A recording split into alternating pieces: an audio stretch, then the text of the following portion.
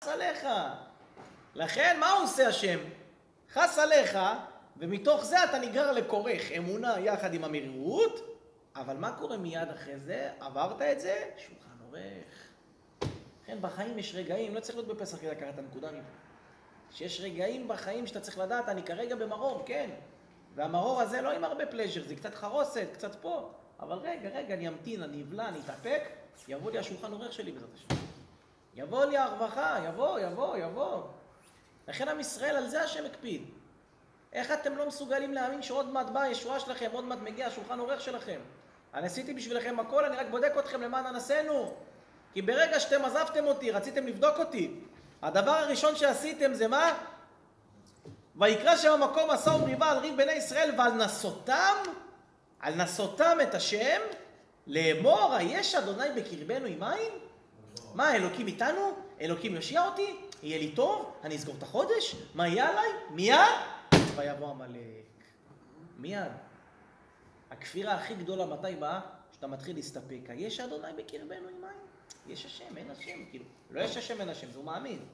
אם השם יושיע אותי מההצהרה שלי, אם השם ייתן לי סייעתא דשמיא, אם בסוף הכל יסתדר, זה הטענה שלך.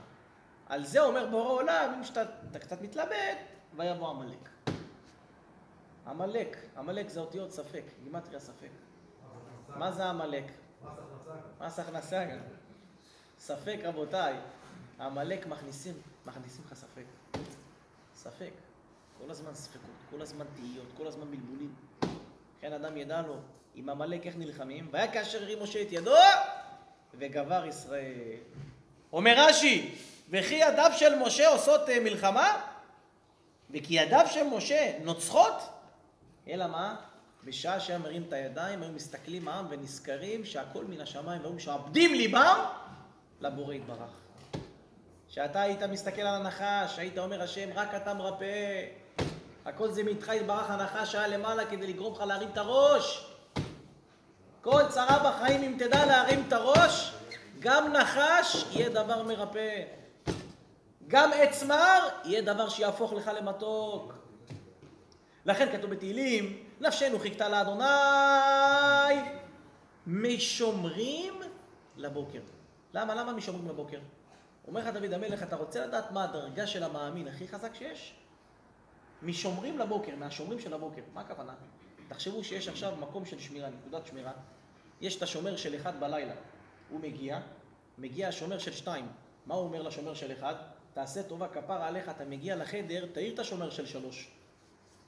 מגיע השומר של 3, אומר השומר של 3 לשומר של 2, תעשה טובה כפרה עליך, תעיר את השומר של 4. עכשיו כל השמירה, מה קורה לו שעה שלמה? הוא לחוץ. הוא קם, הוא לא קם, הוא יחליף אותי, הוא לא יחליף אותי. למה? אם הוא לא בא, מה קורה? הוא אוכל אותה עוד שם. הוא גמור. אלא מה? יש האחרון, הוא שומר מ5:30 עד הזריחה. עכשיו זריחה הוא יודע, כתוב בעלות השחר באור החיים, שם כתוב שעלות השחר 5:17, הוא יודע שזריחה 6:29. הוא יודע עכשיו רבותיי, השמש תבוא. עכשיו מה זה זריחה? הזריחה שאנחנו מדברים זה כבר אחרי השמש. זה כבר השמש כבר איתך כבר איזה 20 דקות, חצי שעה כמעט. הוא אומר, שמע חביבי, 6:05 השמש עולה. אז איך הוא עולה לשמירה ב5:30? רגוע, הוא לא מבקש להעיר אף אחד, הוא לא מבקש שיעוררו אף אחד, הוא יודע, 6:05 בלדום ימות העולם ברחוב, אני בחוץ.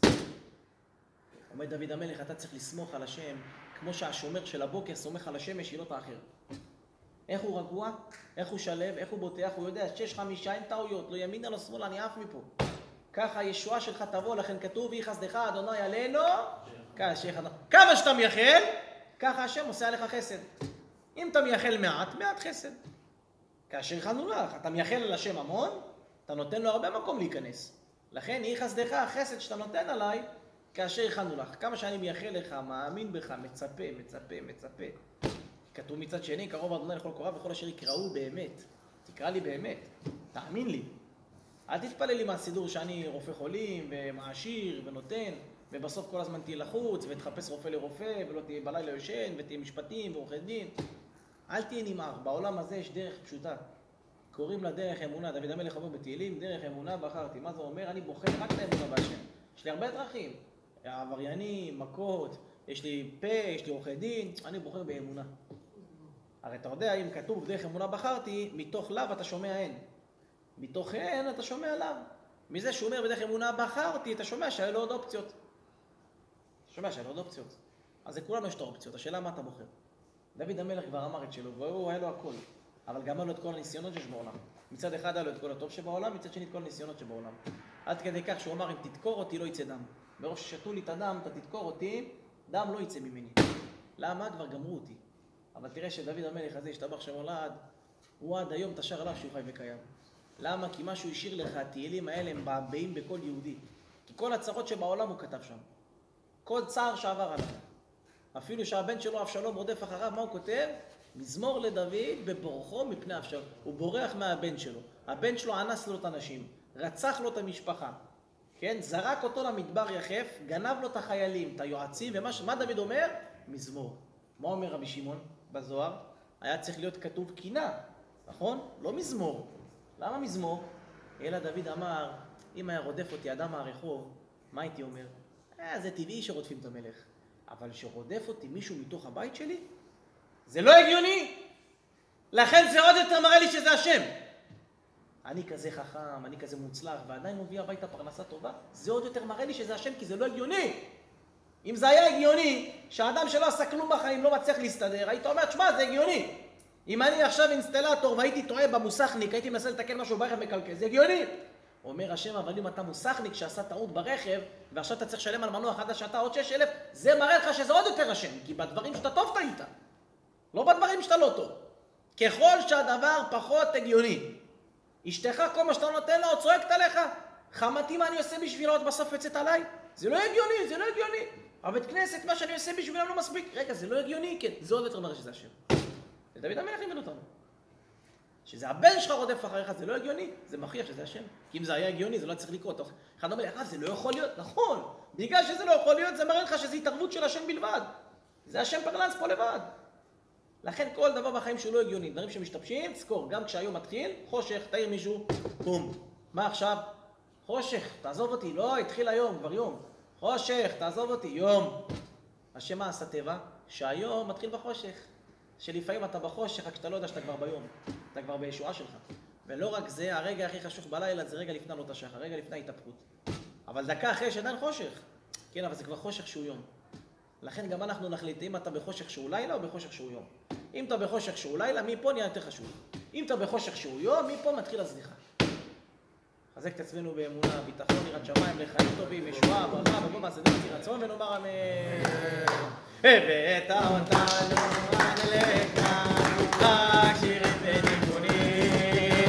הבאת אותנו עד לכאן, רק שירים וניגונים. בלי כסף בכיסים, רק שירים וניגונים. בלי ממון או נכסים, רק שירים וניגונים. הבאת אותנו עד לכאן, רק שירים וניגונים. הבאת